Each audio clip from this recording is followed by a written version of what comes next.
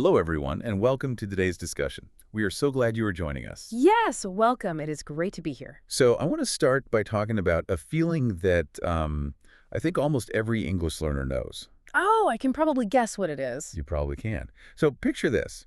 You study grammar for years.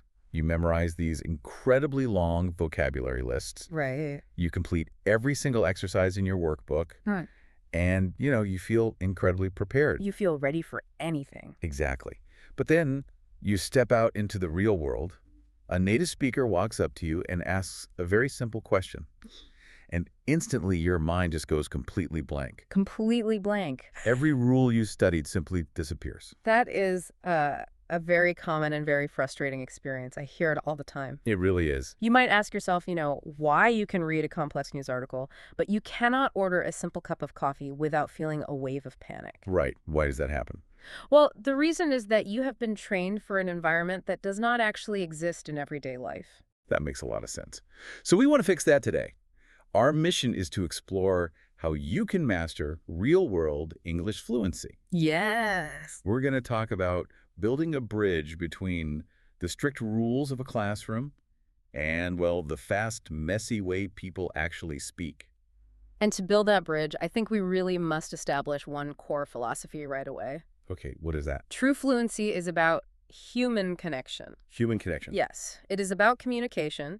It is not about grammatical perfection. I mean, the ultimate goal of language is to understand and be understood. Right. It is definitely not to pass a written exam. Wow, just hearing that takes a lot of pressure off, honestly. But it should.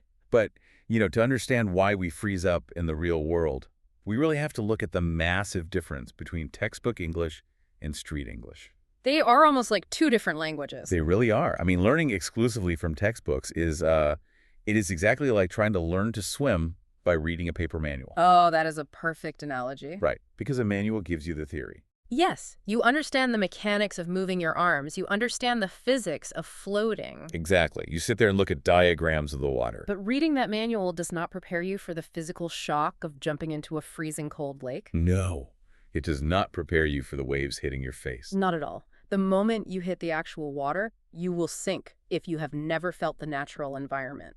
Exactly. And classrooms, well, they provide a highly controlled environment. Very controlled. They teach ideal sentence structures.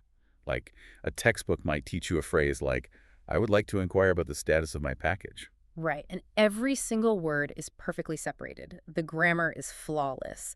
It is very formal and polite. But if you are waiting in line at the post office, the person in front of you is never going to say that. Never. No, they're going to look at the clerk and say something like, hey, do you know where my package is? Yes, it is casual. It is much shorter. Yeah. And most importantly, the words blend together. Yes, they do. This introduces a concept known as connected English. Connected English. Okay. Right. In a classroom, teachers naturally isolate words. They pronounce everything very slowly so beginners can hear them. Which is helpful at first. It is. Every single word gets its own clear space. But native speakers do not do this in real life. No, they smash words together. Exactly. They take the ending sound of one word and they attach it directly to the beginning sound of the next word. So why do they do that? I mean, is it just laziness? Not at all. It is actually about physical efficiency. And breath. Breath. Yes. Human beings naturally want to communicate maximum information with minimal physical effort. Oh, that makes sense. Right. When speaking quickly, pausing between every single word actually breaks the natural rhythm of your breathing. It takes too much energy. Exactly. So the language naturally links together so it can flow continuously on a single breath. Can you give us a clear example of how this connected English actually sounds? Let us look at the mechanics of it. Sure. Let us consider a very common, very simple question. Did you eat yet? Okay. Did you eat yet? Right. Those are four distinct words. If you read them on a page, they are very clear. Yes. But a native speaker talking to a friend will almost never pronounce all four words separately. What do they do instead? They will compress them into a short sound, something like Jeet yet. Jeet yet. Yet. Yes, Jeet yet. Wow. That honestly sounds like a completely different language. It really does. Let us look at another one. Okay. What are you doing? Oh, I know this one. In everyday life, this usually becomes whatcha doing. Exactly. The words what and are and you just melt together. Yeah. They create the sound whatcha. This explains so much. I mean, If a learner has perfect grammar but they still struggle to listen, it is simply because they are listening for words that are not being pronounced the way they look on paper. Right. Their ears are not trained for the real-world rhythm, They are waiting for those clean, isolated sounds from the manual. but they are actually standing in the middle of the ocean. Yeah. But if real English sounds like Jeet yet, Yeah. how do you prevent yourself from getting completely overwhelmed? It can be scary. It feels like standing in front of a giant wave of noise. Well, you have to fundamentally change your definition of success. What do you mean by that? Most language learners carry an exam mindset. Ah, right. They believe they must understand 100% of a conversation, and if they miss a few words, they think they have failed. And that feeling of failure causes panic. Exactly. And that panic is exactly what makes the mind go blank. Yes. So, to stop the panic, you must accept the 20% rule. The 20% rule. Right. Language learning is not a standardized test. You do not need to understand every word. Okay.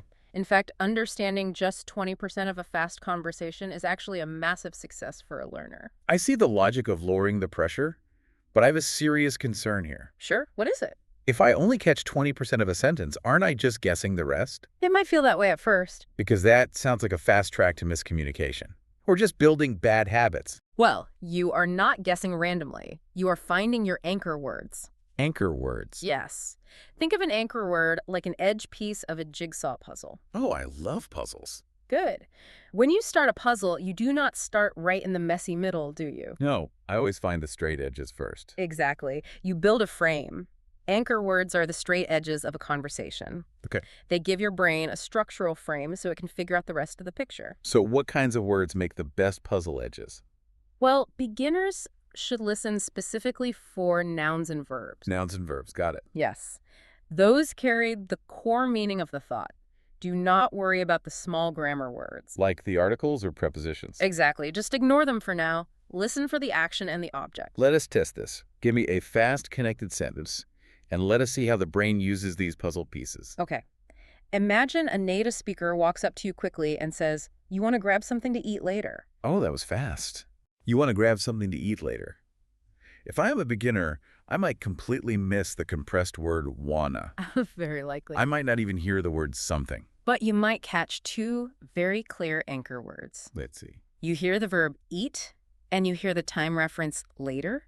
Eat. Later. Okay, I have two straight edge pieces. Right. Now, your brain uses the environment. The environment. Yes. The speaker is your friend.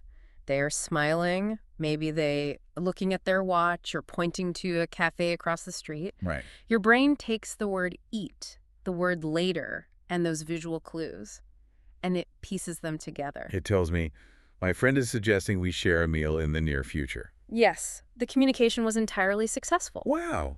I could just smile and say, yes, I am hungry. Exactly. You did not need the other 80% of the words to keep the conversation moving forward. That is incredibly freeing. And here is the truly amazing part about human psychology. What is that? As you continue to hear that fast sentence over and over in real life, your brain automatically fills in the missing pieces. Oh, really? Yes. It learns through exposure that wanna means want to. It learns that grab something is just a casual phrase to suggest getting food. You hear the phrase neural pathways a lot in language learning. Is this what that means? Yes, exactly. Think of a neural pathway like a path in a thick forest. Okay, a forest path. Right. The first time you walk through the forest, there is no path. There are bushes and trees in the way. It is difficult and it is confusing. It takes a lot of effort. It does. But the more you walk that exact same route, the dirt becomes flat. A clear trail appears. And eventually you can just run down the path without even thinking about it. Yes. So confusion is not failure.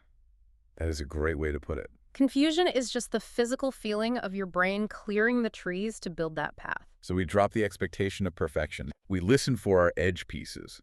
And once we do that, we can shift from just letting the language wash over us passively to actively hunting for useful material. Exactly. I mean, passive watching is fine for relaxation. Having a movie on in the background is okay. Sure. But active study is how you build those forest paths quickly.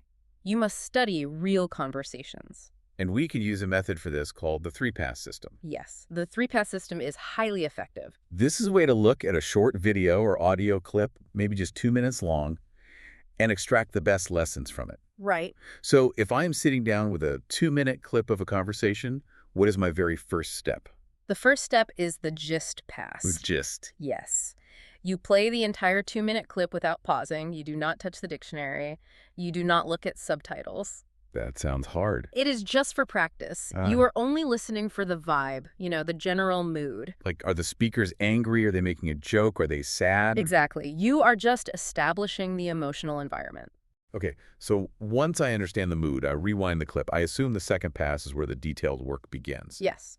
Pass 2 is the mining phase. Mining. Right. You listen again, and this time you actively search for new phrases you want to use. No. You aim to find 3 to 5 phrases. And notice I said the word phrases. You are not looking for single words. This is such a vital distinction. Mhm. Learning single vocabulary words is like going to a grocery store and buying raw ingredients. Yes. You buy a bag of flour, you buy raw eggs, you buy sugar. And you cannot eat flour and raw eggs. No, they're useless on their own. And if you try to mix them without knowing the recipe, the grammar rules, you will just create a mess. A huge mess. But learning phrases or chunks of language is like buying a ready-made delicious meal. Exactly. The grammar is already baked into the phrase. You can just serve it immediately. Yes. And to collect these ready-made meals, we recommend the pocket notebook method. Okay, how does that work? Keep a small physical notebook, or just use a specific file on your phone. When you find a useful chunk of language in Pass 2, write the entire phrase down exactly as you hear it. Okay, let us walk through an example of chunking. Sure. Let's say I am watching a movie and a character decides to leave a party. They stand up and they say, "I'm heading out." Right. I'm heading out. Now, if you try to analyze the single word heading, you will run into trouble. Because as a raw ingredient, head is a body part. Exactly. Why is the speaker turning a body part into an action verb? It makes no logical sense to a learner. None at all. If I sit there trying to apply grammar rules to the word heading, I will just get frustrated. So you simply ignore the single word. You write down the entire chunk. Heading out equals leaving. Oh, that is so much easier. It is. Now you possess a perfect natural phrase. The next time you leave a cafe with your friends, you can just stand up and say, "I'm heading out." I sound completely natural. Yeah. And I never needed to study the underlying grammar to use it successfully. Exactly. You just use the whole chunk. Okay, so I have my vibe from Pass 1. I have my phrases written down from Pass 2. Right. But I still do not fully know why some of these phrases are built the way they are. How do I decode the underlying structure without returning to those boring textbook rules? That is where Pass 3 comes in, the analysis phase. Analysis. Yes. Now you can finally turn on the subtitles or read the transcript. You look at the words in their wild environment. So this is where I notice how the speaker shortened want to into wanna. Exactly. You observe how the language actually operates outside the classroom walls. I am analyzing the reality of the language, not the theory. Precisely. Okay, so the 3-pass system handles listening and taking notes. Yes. But knowing the phrases does not mean my mouth knows how to actually say them. That is very true. The physical act of speaking feels entirely different. How do we physically train ourselves to match that natural rhythm? Well, speaking a new language requires physical gymnastics. Gymnastics. Yes. Your tongue, your lips, and your vocal cords have to make shapes they have never made before. Right, because of the different phonetics. Exactly. These are the phonetics of the language. So to train these muscles, we use a technique called shadowing. I've read about shadowing. It is very popular. So I take a short audio clip, I listen to a sentence, and then I speak the sentence immediately after the speaker. Right. I am a shadow following their voice. That is the basic idea. But many learners actually do it incorrectly. Oh. What do they do wrong? They only mimic the vocabulary. To truly shadow, you must mimic the exact speed, the pauses, and most importantly, the emotion. Emotion. Why does the emotion matter so much? I mean, is it just to sound like a good actor? No, it is about how human memory works. Okay. Human memory is deeply tied to emotion. Our brains remember things that make us feel something. That makes sense. By acting out the emotion, by sighing when the speaker sighs or laughing when they laugh, you essentially trick your brain. You turn abstract vocabulary into a lived physical experience. Exactly. The language sticks to your memory much faster. Let me try this. Okay, go ahead. Let us say the phrase is, "I can't believe it."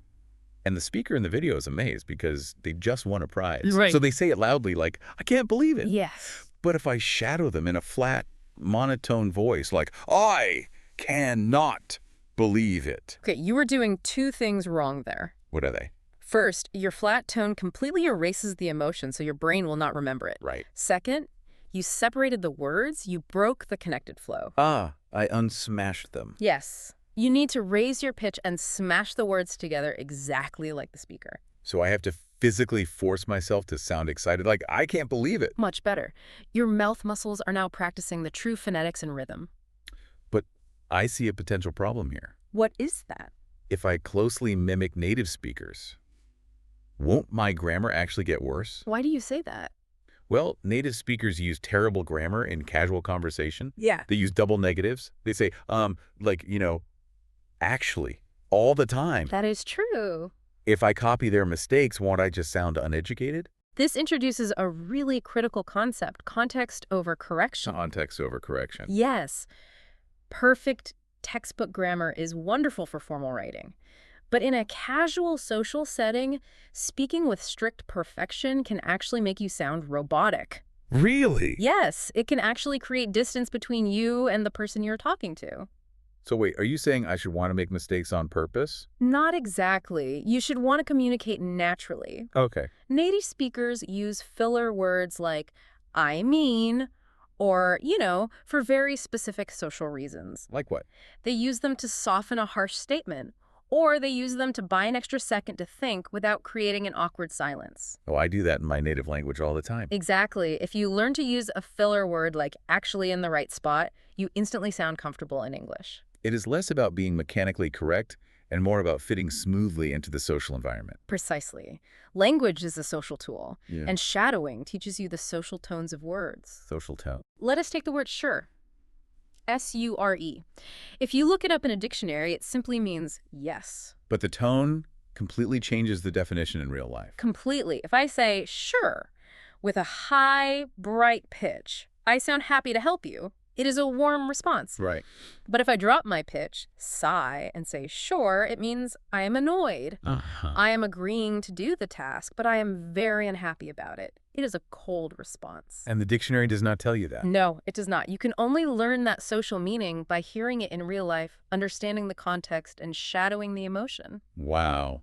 We have covered a lot of ground today. You really have. Let us build a practical daily routine for you, the listener. The best news is that you do not need hours of free time. Not at all. You only need 20 to 30 minutes a day to see massive progress. And you absolutely do not need to live in an English-speaking country. The internet provides all the real-world material you could ever need. Where should they start? Search YouTube for street interviews. Channels like Easy English are brilliant because you hear irregular people. Right, you hear different accents, different speeds. Yes, and you hear people stuttering while they think. Unscripted conversations are key here. Find a show where two friends talk naturally. Reality television is amazing for this. Yes. Shows like The Great British Bake Off or Terrace House Watched with the English Audio. Exactly. You get situational, everyday English. You hear people cooking, dropping things, laughing, and reacting. Once you select your video, start your routine. Play a short segment. Use the 3-pass system. Right. Listen for the vibe without pausing. Then, find your edge pieces, your anchor words. Mine 3 to 5 phrases and write them in your pocket notebook. Finally, practice shadowing those specific phrases out loud with full emotion. As you begin this routine, remember that the feeling of difficulty is not a bad thing. It is actually a very good thing. Yes. When you listen to fast English and feel confused, do not run away from that ambiguity. Do not panic when you only understand 20% of the words. That confusion is a physical sign of growth. Yes. It is your brain clearing the forest and building the pathway to true fluency. Consistency is everything. If you stick to this daily routine, your listening will naturally sharpen. Your mouth will physically adapt to the sounds. And grammar will stop feeling like a stressful math problem and will start feeling intuitive. I feel much more confident just talking through this. It really shifts the perspective away from fear. I am glad to hear that. I want to leave you with one final thought to reflect on today. What is that? The next time you feel embarrassed because you did not fully understand a fast sentence, remember this fact. Native speakers mishear each other all day long. That is entirely true. We miss words in loud rooms. We misunderstand jokes. Yes. We constantly have to ask our own friends, sorry, what did you just say? Exactly. Communication is naturally messy for every single human being. It really is. If native speakers do not demand 100% perfect understanding from each other, why do we as language learners demand such impossible perfection from ourselves? That is the perfect question to hold on to. Give yourself permission to be beautifully imperfect. Put down the manual, walk toward the water, and just start swimming. Thank you for spending your time with us and keep practicing.